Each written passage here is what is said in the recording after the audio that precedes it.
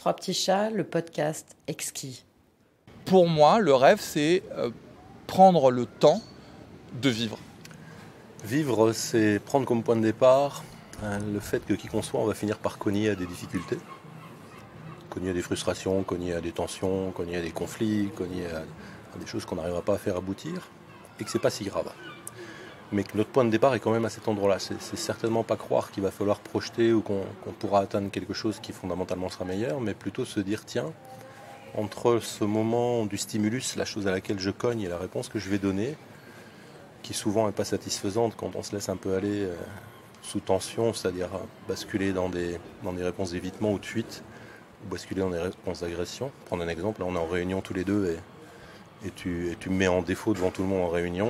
Je vais avoir un peu de colère, un peu d'agression en moins, un peu de peur aussi, parce que tu viens de me mettre en doute.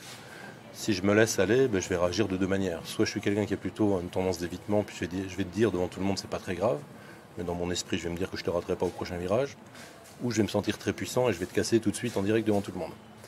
Et pour moi, vivre, c'est se rendre compte qu'entre le moment où il y a la tension et le moment de ma réponse, il y a un tout petit espace qui est très très court, qui est très très fin, mais qui en fait est mon espace de liberté pour ne pas me laisser aller dans ce lieu qui sera un lieu insatisfaisant parce qu'il va être guidé par mes peurs en fait.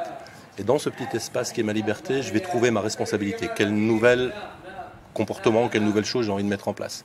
Et dans mon exemple, ma nouvelle chose, ça pourrait être de venir à toi et de dire, écoute, tu m'as blessé. Par contre, tu as dit un point important, donc je vais rester, je ne partirai pas et je ne t'agresserai pas et on va travailler ensemble sur le point que tu as dit. Ce par quoi je viens de démarrer, ça a été notre point de départ pour parler de paix économique.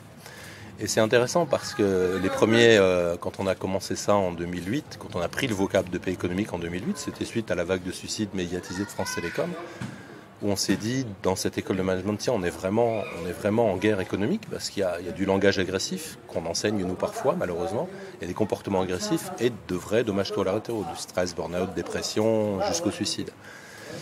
Et là, on s'est dit, et si on organisait un cours sur la paix économique, sans avoir aucune idée d'où ce truc-là nous mènerait. Puis on a fait un premier cours, puis la chose a tenu, et finalement, on s'est posé la question de qu'est-ce qu'on dit quand on est en train de dire paix économique. Et notre point de départ a été ce que je viens de raconter sur vivre.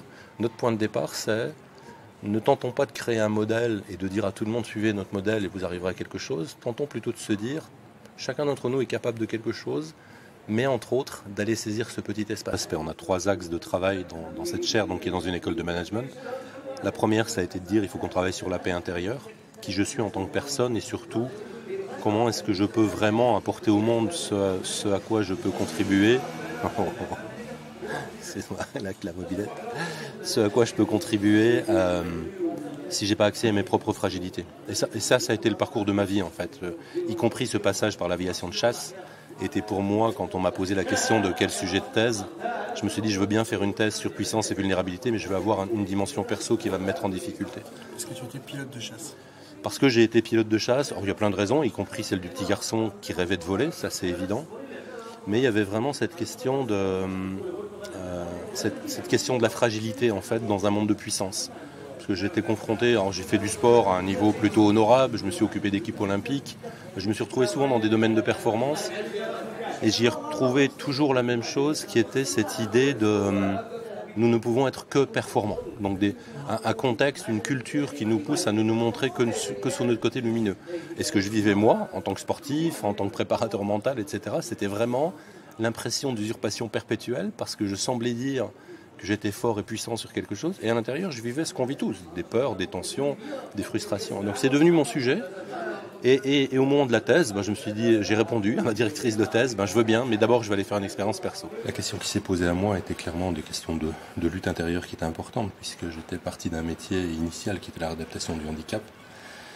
Et avec cette volonté de travailler, d'avoir une expérience personnelle de puissance et vulnérabilité, je me retrouvais avec des nœuds au cerveau sur comment je peux avoir choisi un métier qui répare et devenir celui qui tue. Mais ça a été très très formateur sur un point qui est toujours hyper sensible chez moi pour parler de la paix, y compris de la paix économique, c'est comment est-ce qu'on fait pour parler de la paix sans se positionner dans un rôle moral, dans celui qui dirait nous avons raison, j'ai raison.